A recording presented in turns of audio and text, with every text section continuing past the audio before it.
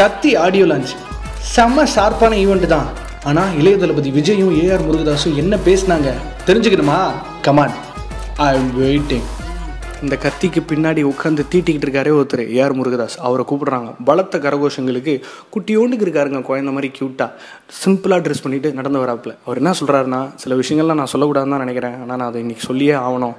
என் உடம்போட ஒவ்வொரு செல்லுலையும் தமிழ்ன்ற பேர் தான் எழுதியிருக்குன்னு விஜய் சார் மாதிரி பஞ்சில் பேசினார். அதுக்கப்புறம் கொஞ்சம் லைட்டாக கண் கலங்குறாரு, ஆனால் பளிச்சு லைட்டுக்கு தெரியல. ஒன்று மட்டும் தெரிஞ்சுக்கோங்க மக்களே, நான் மற்ற லாங்குவேஜ் படம் பண்ணுறதுக்கான காரணம் அவங்க எனக்கு அதிக சம்பளம் கொடுக்குறாங்கன்றது கிடையாது. சென்னையிலேருந்து ஒரு 200 கிலோமீட்டர் தாண்டி ஒரு கிராமத்துலேருந்து வந்த ஒரு இயக்குனர் இந்தியா முழுக்க போய் படம் பண்ணுறானேன்ற அந்த பேரை சம்பாதிக்கணும்னு தான் போகிறேனே தவிர, என்னை வாழ வைத்த இந்த தமிழ்நாடை நான் கடைசி வரைக்கும் மறக்கவே மாட்டேன். நானும் சரி, விஜய் சாரும் சரி, நாங்கள் பணத்துக்கு பின்னாடி போனதே கிடையாது. மற்ற இண்டஸ்ட்ரீஸோட நான் தமிழில் தான் ஜாஸ்தி சம்பளம் வாங்குறேன். ஸோ நான் தமிழ் படங்கள் தான் அடிக்கடி பண்ணுவேன் அப்படின்னு உறுதி கூறிட்டு ஒரு சின்னதாக யாருக்கும் தெரியாத கதை சொல்கிறாரு.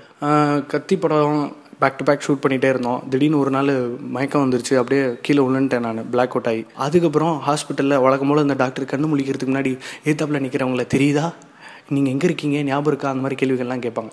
அப்போ லைட்டாக அப்படியே கண்ணை திறக்கிறேன், எதிர்த்தாப்பில் ஒரு கேரக்டர் நின்றுட்டு இருக்கு. யார் அப்படின்னு பார்த்தா இளைய தளபதி விஜயே நிற்கிறாருங்க எனக்காக. அப்போ டாக்டர் கேட்குறாரு, இவர் யார் தெரியுதா அப்படின்னு. அப்போ ஏஆர் முருகதாஸ் சார் சொல்கிறாரு, இவர் யாருன்னு தெரில அப்படின்னு என் பையன்ட்ட சொன்னால் அவனே என்னை அடிப்பான் அப்படின்னு முருகதாஸ் சார் சொல்கிறாரு. மக்கள் வெள்ளம் அப்படியே சந்தோஷத்தில் கொந்தளிக்குது. விஜய் சாருக்கு நான் ஐ எம் வெயிட்டிங் அப்படின்னு ஒரு சாதாரணமான டைலாக் தான் சொல்லுவேன். ஆனால் அவர் லைட் அப்படி தலையை சாய்ச்சிட்டு சொல்கிற விதத்தில் அந்த சாதாரண சீன் கூட எங்கேயோ போயிடுது. கத்தி பொறுத்தவரை அந்த மாதிரி பல காட்சிகள் இருக்குது. துப்பாக்கியோட இது கண்டிப்பான முறையில் உங்களோட எதிர்பார்ப்புகளை மீட் பண்ணும் அப்படின்னு சொல்லிட்டு முருகதாஸ் சார் குட்டியாகவே பேச்சு முடிச்சுக்கிறார். சரிங்க, இவ்வளோ பேர் வந்தாச்சு, ஹீரோ ஆஃப் தி ஈவெண்ட் வர வேணாமா, இளைய தளபதி விஜய் அப்படின்னு சொன்ன உடனேங்க இந்த ரூஃப்லாம் அப்படியே உடஞ்சி கீழே வரா மாதிரி ஒரு சத்தங்க. அப்போ அவர்கிட்ட மைக்கு கொடுத்த உடனே டேரெக்டாக டாப்பிக்கில் இறங்குறாரு. இன்ஃபேக்ட் விஜய் சார் கொஞ்சம் எமோஷ்னலாகவே இருந்தார் அப்படின்னு கூட சொல்லலாம். போக்கிரி விஜய் மாதிரி லைட்டாக உதட கடிச்சிட்டு அவர் சொன்ன வார்த்தை இதுதான். பொதுவாக என் படத்தை பற்றி நானே பேச மாட்டேன், ஆனால் இந்த படத்தை பற்றி பேசணும்னு தோணுது. நான் என்றைக்குமே என்னை தியாகின்னு சொல்லிக்கிட்டதில்லை, ஆனால் கண்டிப்பான முறையில் நான் துரோகி கிடையாது. ஒரு பொய்க்கு விளக்கம் கொடுக்க தேவையில்லை, ஆனால் ஒரு வதந்திக்கு நீங்கள் விளக்கம் கொடுத்தீங்கன்னா அது உண்மையாயிரும்.